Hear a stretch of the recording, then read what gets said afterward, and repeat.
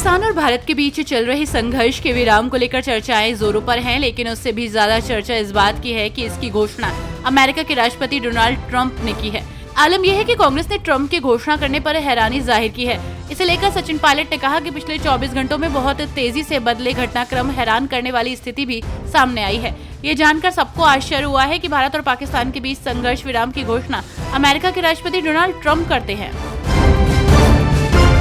आप सांसद संजय सिंह ने भारत पाकिस्तान के बीच हुए सीज फायर को लेकर सवाल उठाए हैं। उन्होंने प्रधानमंत्री मोदी से सर्वदलीय बैठक में ये जानकारी देने की मांग की है कि किन मुद्दों पर सीज फायर पर सहमति बनी।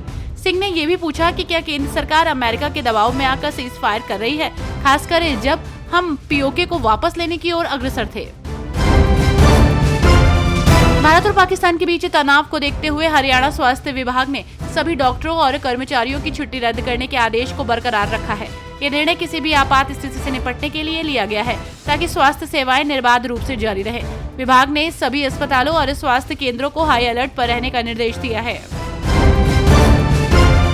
भारत और पाकिस्तान के बीच युद्ध विराम का ऐलान भले ही हो चुका हो, लेकिन हिंदुस्तान के लोगों को अब पाकिस्तान पर भरोसा नहीं है, क्योंकि सीज फायर के ऐलान के बाद भी पाकिस्तान की तरफ से फायरिंग की गई है। ऐसे में इसे लेकर अब कांग्रेस नेता दीपेंद्र हुड्डा का बयान सामने आया है। उन्होंने कहा कि पाकिस्तान बिल्कुल भी भरोसे के काबिल नहीं है। पाकिस्तान दुनिया में आतंकवादियों को पोषित करने वाला देश घोषित हो चुका है, इसलिए पाकिस्तान भरोसे लायक देश नहीं है।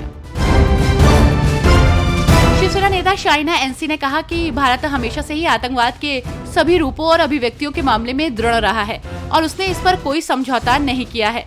कल ही हमने स्पष्ट किया था कि भविष्य में किसी भी आतंकवादी कार्रवाई को भारत के खिलाफ युद्ध की कार्रवाई के रूप में देखा जाएगा। हमने केवल आतंकवादियों और आतंकी संगठनों को निशाना बनाया और यही भारत का एकमात्र एजेंडा रहा है। दूसरी ओर पाकिस्तानी नागरिकों को निशाना बनाया और संघर्ष विराम का ये उल्लंघन आपको केवल ये दिखाता है कि आने वाले दिनों में उन्हें इसका खामियाजा भुगतना पड़ेगा। लोकसभा में कांग्रेस नेता राहुल गांधी और राज्यसभा में विपक्ष के नेता मल्लिकार्जुन खड़गे ने प्रधानमंत्री नरेंद्र मोदी को एक संयुक्त पत्र लिखकर संसद का विशेष सत्र बुलाने की मांग की है।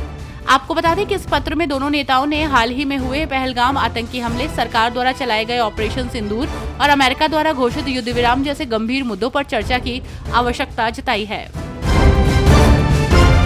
भारत और पाकिस्तान के बीच तनाव पर बोलते हुए भारतीय जनता पार्टी के सांसद जगदम्बिका पाल ने कहा कि उन्होंने संघर्ष विराम का उल्लंघन किया है और वे हमेशा ऐसा करते हैं। हमारी सरकार और सशस्त्र बलों ने उन्हें चेतावनी दी और जवाब दिया। ये स्पष्ट रूप से कहा गया था कि ये संघर्ष विराम है, लेकिन भविष्य में किसी भी तरह की आतंकी कार्रवाई को युद्ध की कार्रवाई माना जाएगा। उन्होंने कहा भारत और पाकिस्तान के बीच संघर्ष विराम पर सहमति बनी थी, फिर भी उन्होंने उसके बाद संघर्ष विराम का उल्लंघन किया। युद्ध विराम पर बोलते हुए कांग्रेस नेता सुरेंद्र राजपूत ने कहा कि जिस तरह से युद्ध विराम हुआ यह आश्चर्यजनक है। हम चाहते हैं कि इसके कारणों पर सर्वदलीय बैठक में चर्चा होनी चाहिए। प्रधानमंत्री को अध्यक्षता में तुरंत इस सर्वदलीय बैठक को बुलाना चाहिए और बताना चाहिए कि अचानक ऐसा क्यों हुआ कि युद्ध विराम हो गया। सरकार बताए कि क्या आतंक और पाकिस्तान में आतंकी शिविर खत्म हो गया है। विदेश सचिव विक्रम मिस्री ने पाकिस्तान के साथ तनाव के बीच पड़ोसी मुल्क को दो टूक शब्दों में भारत का संदेश समझा दिया है, लेकिन सोशल मीडिया पर रोजगार तलाशने वाले ट्रोल्स ने सीज फायर के बाद उन्हें निशाने पर ले लिया। अब असदुद्दीन ओवैसी ने विक्रम मिस्री को ट्रोल करने वालों को लताड़ लगाई है। उन्होंने ट्रोल्स को लताड़ लगाते हुए विक्रम को हार्ड वर्किंग और ईमानदार डिप्लोमेट बताया है।